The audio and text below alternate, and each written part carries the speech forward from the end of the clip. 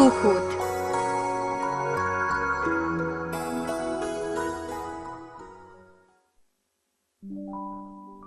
Туслыг хураавал далай.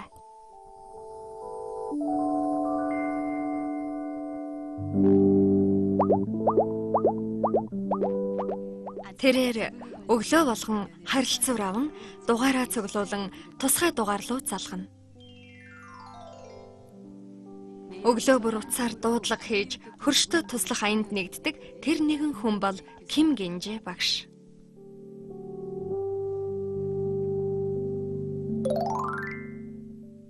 Их сургууль цувилагчийн хичээл заадаг байсан тэрээр тэтгэвртэй гарснаар анх хандивын аянд нэгдсэн юм.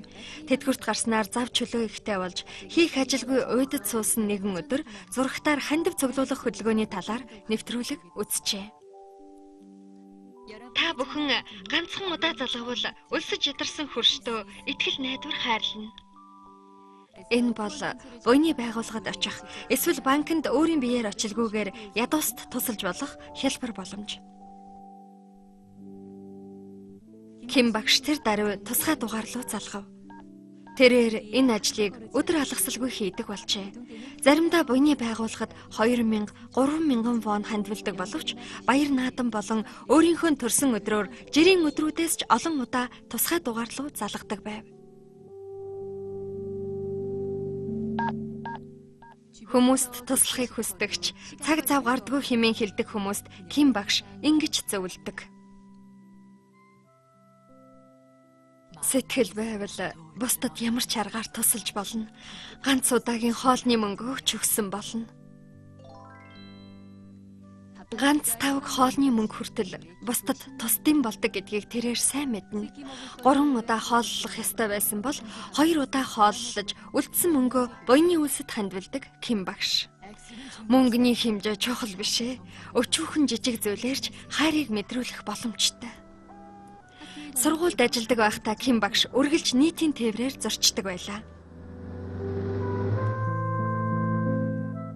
Машины шатхуун, татвар, даатгалын мөнгөнд сард 200-аас 300 мянган вон зарцуулдаг. Харин нийтийн тээврээр зорчвол сард 5 мянган вон л өрнө. Ийхүү хэрэглээгээ багасган хэмнэж цуглуулсан 200 мянган воно сар бүр нэгэн буйны байгууллагад хандвилдаг байжээ.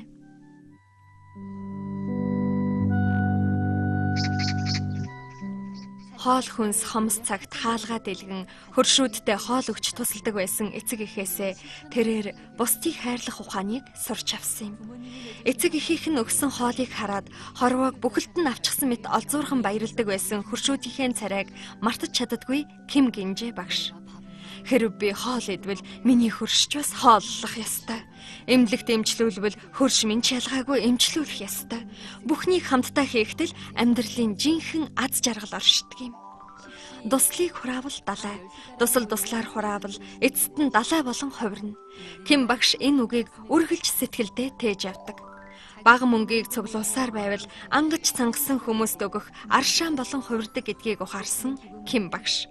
Бусдад туслахад өчүүхэн төдий сэтгэл хэрэгтэй гэдгийг хүмүүст ойлгуулахын тулд тэрээр өнөөдрийг хүртэл